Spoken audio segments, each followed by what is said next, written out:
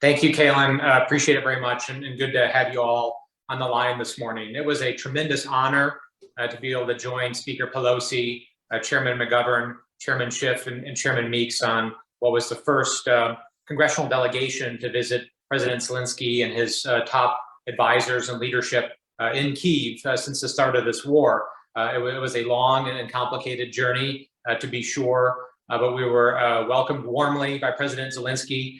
And we're able to spend almost 4 hours with him and his top advisors, engaging in very deep discussion about several specific areas. We went on the delegation with three real goals. One is to address and figure out how we can better address the humanitarian crisis and the catastrophe facing the Ukrainian people, including the hunger that's starting to grip that region.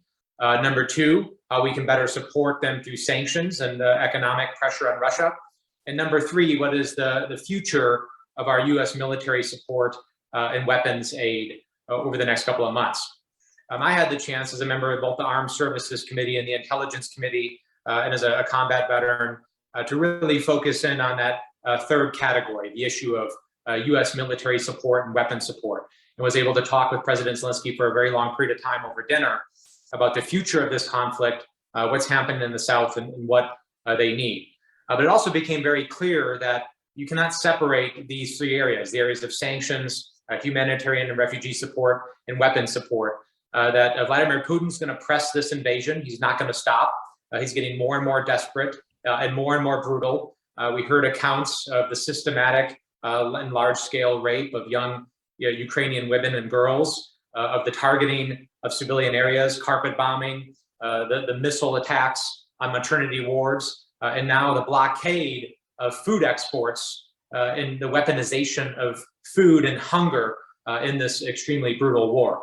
And it is very clear that Vladimir Putin is not going to stop, that the only way to stop this, to stop these atrocities, these war crimes, this brutality against the Ukrainian people, and the use of hunger throughout the world as a weapon of war, is to stop him on the field of battle.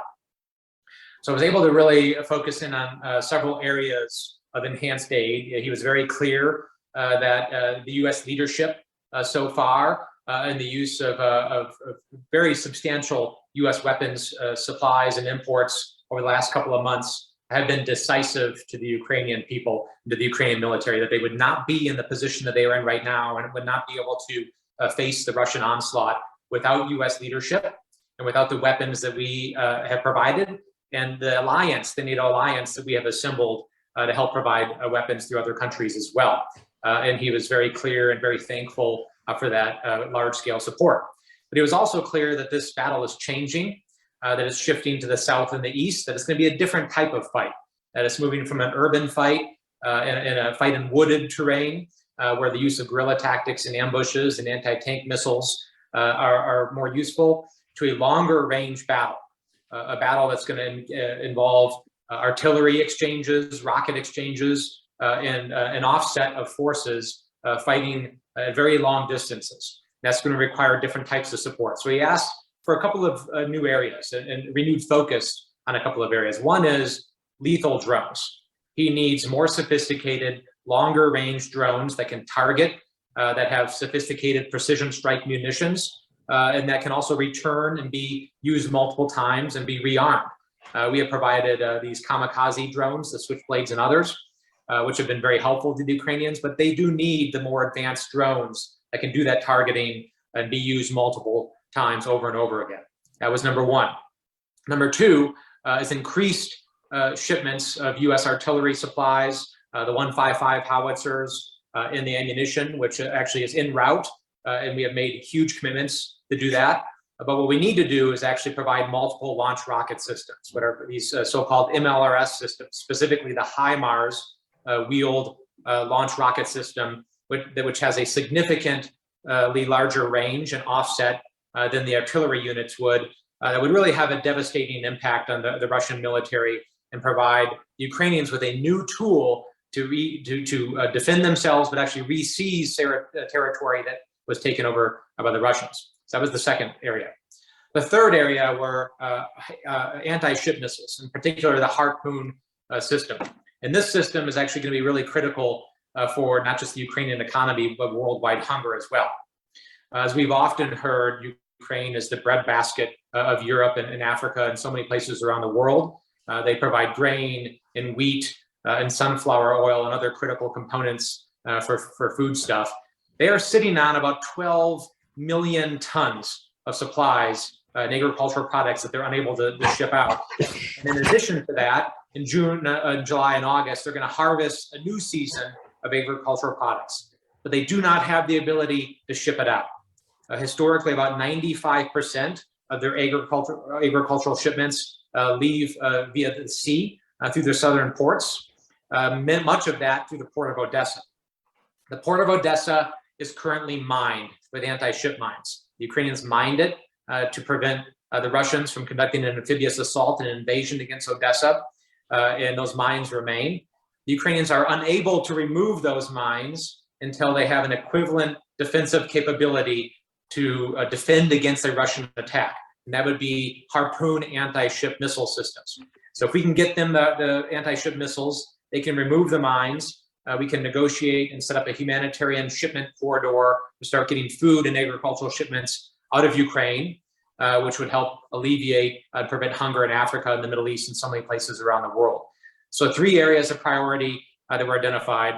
The last piece was a new training regime for the Ukrainian military. We know that we've been doing a lot of training. The United States has been doing a vast majority of the training for the Ukrainian military going back to 2014. And we are currently training them on a lot of the new systems. But President Zelenskyy made clear that he cannot afford to rotate out his senior leadership and his most experienced soldiers from the front lines outside of Ukraine to be trained on these systems at regular intervals. So we need to set up mobile training teams and a more permanent and enduring training presence to more regularly rotate smaller, more junior Ukrainian armed forces elements out of Ukraine to be trained on these new systems over the months to come. So those are the 3 areas of focus. Again, it became very clear that we're going to have to help the Ukrainians win this militarily. That was the message that was very clear to us. The message that we made very clear to President Zelenskyy and the Ukrainians was the United States is going to stand shoulder to shoulder with you.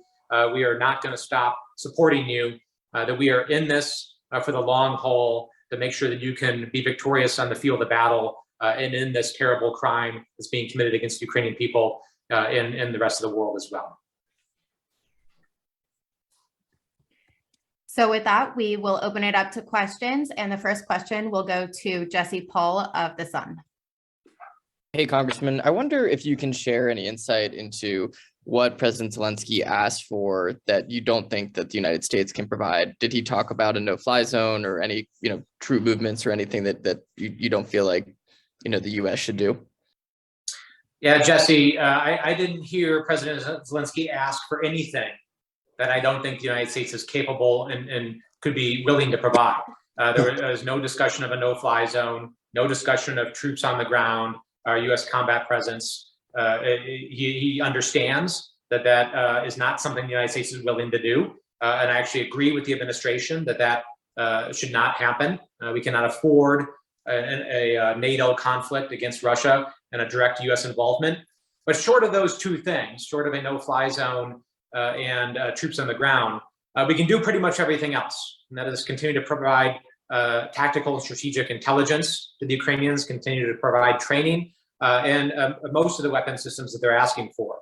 I continue to believe that should include fighter jets, advanced drones, long-range multiple launch rocket systems, anti-ship missiles, and a broad array of conventional munitions and weapons. All right, the next question will go to Alex Ward from Politico. Hi, Congressman. Thanks so much for doing this. So first question for you is, you were there with a bunch of lawmakers, including, of course, the Speaker of the House, proving that, while there's a risk, it was still safe to be there relatively, and that you could walk around the streets of Kyiv. Do you think then, having been there, that it is safe enough, relatively easy enough for the president or vice president to go make a visit to Kyiv? That's one. And then 2, just want to get a sense of if you think, is there anything missing from the supplemental that has been announced? Do you think that, Congress will or should change anything about it as deliberations proceed? Thank you. Well, I'll start at the last one, Alex. So first off, on the security supplemental, it's actually a historic investment if we're able to get it passed. $33 billion is a significant amount of money by any measure. The Ukrainians understand that. They were grateful for that commitment. And it actually shows that the president and this administration in the United States is making a long-term enduring commitment to Ukrainian victory. And that's what that dollar amount very, very clearly demonstrates. Now, what's going to be in it is the devil in the details, right? We have to actually figure out what's going to be a part of that assistance package. About 20 billion of that is security assistance, weapons, supplies, and other types of training assistance. So that's, again, a significant investment. We have to make sure that it's the right stuff. And that's why I had the chance to take a very deep dive with President Zelenskyy. I probably spoke to him for 30 or 40 minutes at dinner about specific systems and how they're going to field that. And one thing actually became really clear that I think is worth mentioning. President Zelenskyy has no incentive at all to ask for things that they can't use or that the United States cannot provide. This is a wartime leader who is fighting for his own survival and the survival of his country. He was serious. He was somber. He had a mastery of tactics, of strategy, of the military battlefield as it exists, of weapon systems and what could be used.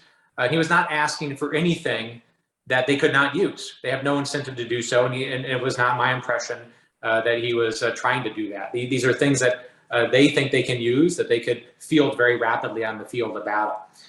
So that's certainly going to be a key component of the security supplemental. And then what was the first part of your question, Alex? Yeah, after having been in Kyiv and seeing that the Speaker of the House, right, your security, is it safe enough? Do you think it should, or one, is it safe enough? And I guess two, do you think now it is the appropriate time for, if it's safe enough for the president or vice president to make the Kyiv visit? Well, it was not an easy journey getting into Kyiv. I can tell you that because United Airlines is not flying into Kyiv these days. It took a while and it was complicated. And I actually appreciate the support of the administration for making that happen in what was a very heavy logistical feat. And the security situation, as we've seen in the last 24 hours, is very, very erratic. The security situation is extremely erratic. Actually, there were strikes in Western Ukraine and Lviv a day or two before we took the trip. And then there were very significant strikes on rail lines in Lviv and Western Ukraine shortly after our trip. So our trip was sandwiched by attacks in the region where we were. And certainly there have been attacks and threats against Kyiv as well. So it's not without risk, and we have to take that risk into account. Now, I'm of the view that global leadership and U.S. leadership always entails some risk. If you want to be a leader, particularly in very difficult national security issues, and if we're going to step up and stand shoulder to shoulder with people who are fighting for their survival, there's always risk to that. There are risks in Afghanistan. There were risks in Iraq, and there's risks ongoing throughout the world. We have diplomats, we have soldiers, we have U.S. Men and women serving our interests and protecting our interests around the world. So it becomes an issue of calculating that risk and mitigating that risk as much as possible. And that's what the U.S. military and the diplomatic security service and the Secret Service have to take into consideration as this battle rapidly evolves. And sorry, at risk of taking too much time, I just want to make sure, is that a calculated risk you think the president or vice president should make at this point? I can't make that determination. I don't have access to the information sitting here to say to the Secret Service or Diplomatic Security Service or DOD what Russia's intent is and whether or not it would be safe to send higher level U.S. leaders. I know that it was challenging getting the Speaker and our delegation and me and the others into Kyiv, and that risk changes day to day. All right, our next question will go to Blair Miller with Denver 7. Hi, Congressman. Two quick questions, and I guess I don't know if the answers are quick, but what changed between your last visit to Ukraine and this visit on the ground as far as what you can describe? And two, logistically, with heavy artillery, with some of these training methods, what is the risk to U.S. personnel when we're assessing what we're giving to Ukraine? Well, Kyiv and the surrounding areas certainly look a lot different than they did back in December when I was there. Many of the streets were deserted. There's still lockdowns in many areas of Ukraine. There's the constant threat of airstrikes and missile strikes against the large metropolitan areas. All of the doors and windows were sandbagged or boarded up. There were security checkpoints at every intersection, anti-tank devices, roads blocked off, concrete barricades. We kind of was reminiscent in many cases of the green zone that I remembered from Iraq during my time there. They have fortified Kyiv and the surrounding areas and even the surrounding suburbs. There are checkpoints at every location, and you go through the wooded areas, and they have cut down all the trees on the roads and actually erected barricades using the cut down trees to block off all avenues of approach and to channelize and focus Russian forces on the main avenues and main approaches to the cities, where of course they ambushed them and drove them back. So a significant change from my last time visiting there just a few months ago. And what was the second question, Blair? Just as we talk about, increasing weapon system support, heavier artillery training, drones, improvised drones, maybe even, is there any risk to U.S. personnel as we do this? And how are we assessing that going into that? We have very strong relationships with the Ukrainian military that go back a long ways. And I think it's important to say that this is not a new partnership for us. Starting in 2014, we have helped build the Ukrainian military. We have helped them establish an officer corps, a non-commissioned officer corps, an NCO corps. We have modernized their military, provided them with a vast array of lethal and non-lethal assistance. And we have extremely strong relationships. And we have largely helped train the Ukrainian military on the NATO training grounds of Europe over the last 8 years. So we know who we're working with. We know who we're providing it to, and we're doing a very stringent end-use monitoring of that. But we are sending vast amounts of weapons and munitions and supply in Ukraine, and we have to make sure that we're conducting oversight of that. And it might be the case, as some of my colleagues have mentioned over the last couple of days, that we should establish separate mechanisms, kind of a special inspector general, if you will, to make sure there is that oversight, that there is that end-use monitoring, that we are keeping tabs on this weapons and equipment and working closely with our Ukrainian partners to do so, which is certainly in the Ukrainians' interest. They have no interest whatsoever of losing track of this stuff. They are a very professional force, a very advanced force, as we have seen in the last couple of months, and they're highly motivated to make sure they're keeping control of these systems, and we have to make sure we're working with them to do so. Next question will go to Noman with the Associated Press. Hey, Congressman, how are you? Hey, good, Noman. The intelligence cooperation and intelligence sharing guidelines have been evolving throughout this conflict, and you mentioned you had the chance to talk one-on-one with President Zelenskyy. Are there still any concerns from the Ukrainians about intelligence they're getting from the US? And are there effective limits, to the extent that we can talk about them, beyond sources and methods, in terms of what the US is giving Ukraine in terms of intelligence sharing? Yeah, thanks, Noman. The answer is no. President Zelenskyy and his advisors did not raise any concerns about the level or the type of intelligence sharing that they have. That's because it has been significant, it has been fast, and it has been historic. When the story is told someday in the future about the intelligence sharing and the level of cooperations with the Ukrainians, both at a tactical and strategic level, it's going to be quite a story. And people will see the extent to which we have really assisted the Ukrainians in that regard, and how important it has been for the battle in the fight. And it's really in the lead up to Ukraine has been a similarly historic situation where we have declassified vast amounts of intelligence starting from November leading up to the invasion in February about what was going to happen. We knew what was going to happen. We actually predicted it within just a couple of days of what we thought was going to happen. Of course, the rest of the world, including many of the Ukrainians, did not believe it, but they do now. And it was one of, I think, America's greatest intelligence victories in our history. So significant work by the intelligence community all the way around, and the Ukrainians recognize that.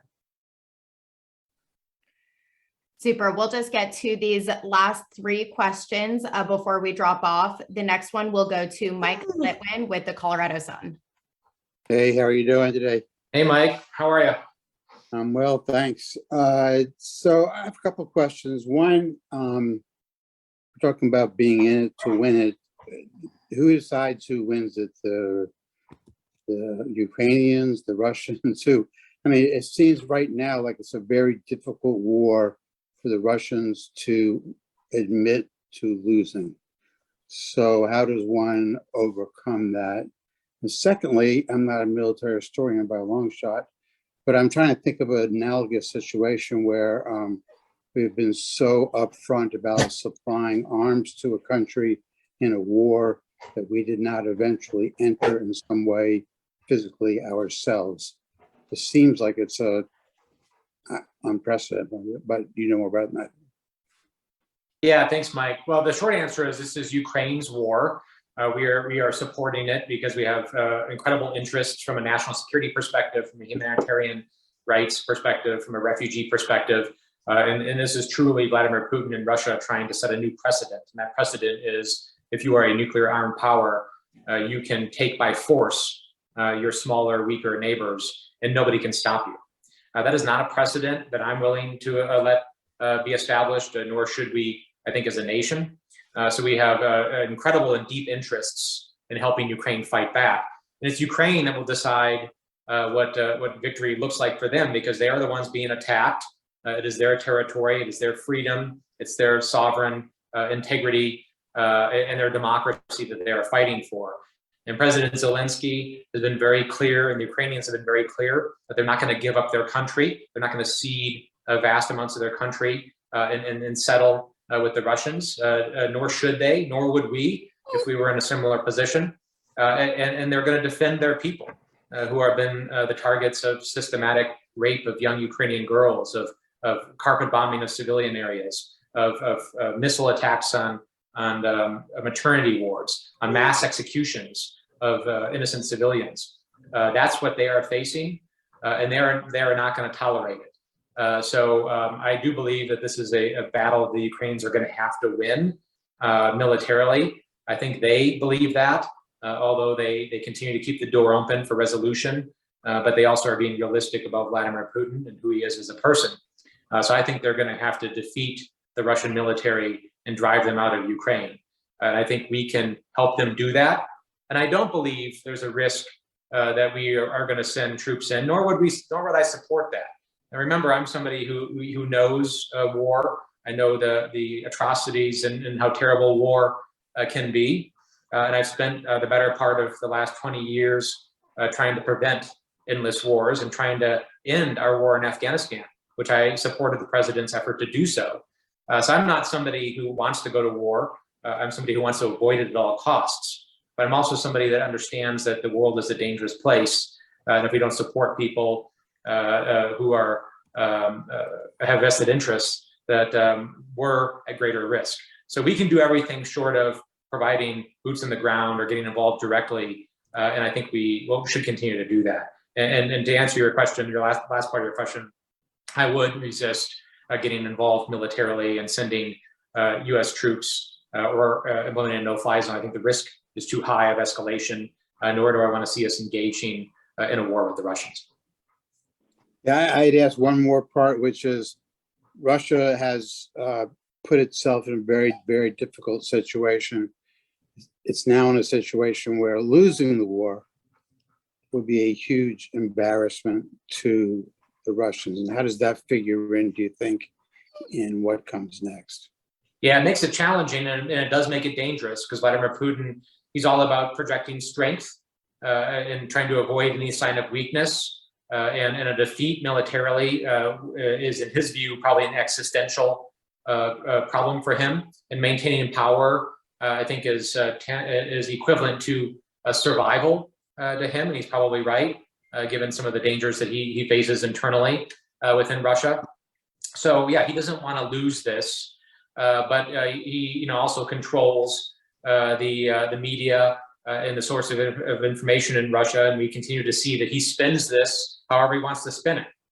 When they were defeated in the north and had to withdraw forces in the north and the northeast, he said that was our plan all along, which of course we know that it wasn't, but that was his story. So he will say what he wants to say. We can't stop him from doing that. All we can do is help the Ukrainians win this battle and defend themselves. Thank you. Super. Next question will go to Andrew with CQ roll call. Hi, Congressman. Thank you so much for doing this. Thanks, Andrew. In the early days of the invasion, it seemed like sometimes that President Zelenskyy was a little bit out of step with his demands and what the US DoD was willing to provide. You recall sort of rounds of, he would say, I need aircraft. And the DoD would say, well, we don't have MiGs. We're not sending MiGs, those sort of discussions. Do you think that the US and President Zelenskyy are more on the same page now? And if so, to what do you attribute that? Yeah, I don't see really any daylight between Ukrainians and President Zelenskyy and our administration in the United States at this point. And I attribute that to a couple of things. First of all, let's not forget that most people did not believe this invasion was going to happen, including the Ukrainians, and I will say including President Zelenskyy. So it did happen as we predicted it would, and it took the world and the Ukrainians some time to prepare themselves and respond to that. And you also have in President Zelenskyy somebody who has stepped into the role of wartime leader, who wasn't expecting to be in this role, I don't think. And in a very short couple of months, he has become what I think will be one of history's greatest wartime leaders. Somebody who understands weapon systems and tactics and strategy and wartime leadership and communication with the world and with his own people in a very, very deep and impressive way, frankly. So I think he has matured as a combat leader, as a wartime leader. He has learned how to lead under these circumstances, like many people have had to do in a very short period of time. And also when you're at war and when you're being invaded, and Russians are literally in Kyiv trying to kill you, and you're hiding out, trying to avoid being assassinated, like was happening in March. You're just asking for everything, right? And nothing's coming fast enough. You're not getting enough. You need more always. That's always the case. And you're asking for everything you can get. I would do that. Anybody would do that. As this war has evolved and as the Ukrainians have shown their ability to resist and kind of reorganize themselves, what we've seen is a more targeted and very specific request list from them that recognizes the trajectory of this battle. And I think it's a very positive progression for everybody. Thank you very much. Last question will go to Alex Rose with Fox 31. Congressman, thank you so much for taking the time. Hope you're doing well. I just want to ask, from your perspective and what you saw on the ground there, what's the one thing you would like to see the United States do to step up and help more with the humanitarian crisis over there in Ukraine? Thank you. Yeah, thanks, Alex. Well, we've done a lot. We have to pass this aid supplemental because what we have to do is make sure that Europe, in particular Poland, has the support that they need. So to provide some perspective, in the last 2 months, over 3 million Ukrainian refugees have fled just to Poland, where they have remained. Now, Poland is a country of 38 million people. So that's about 10% of their population. They've seen a 10% increase in their population. And in some cities like Warsaw, where there have been almost 700,000 refugees come, that has been over 25% increase in their population. To put that into further perspective, that would be the equivalent of 30 million refugees coming to the United States within a 7-week period of time. That has been a significant lift by the Polish people. And they have done it with open hearts and open minds. We heard zero complaints from anybody over there, but they're also going to need support. They're going to need support in their medical system. They're going to need the support in their education system, because you have a school starting very soon in Poland. and you have about 1 million Ukrainian children who are going to have to go to a school in Poland, and most of whom do not speak Polish, and they're going to need some support for those children and those families over the next couple of months to make sure that they can sustain that. They have the desire to sustain it, but we have to make sure that they have the resources to sustain it as well. Super. We will leave it at that. Thank you all so much for coming. I will go ahead and send around a recording of this to everyone who attended for your convenience. And we always appreciate your interest. And please feel free to follow up if you have additional questions. Thank you all. Take care. Be well.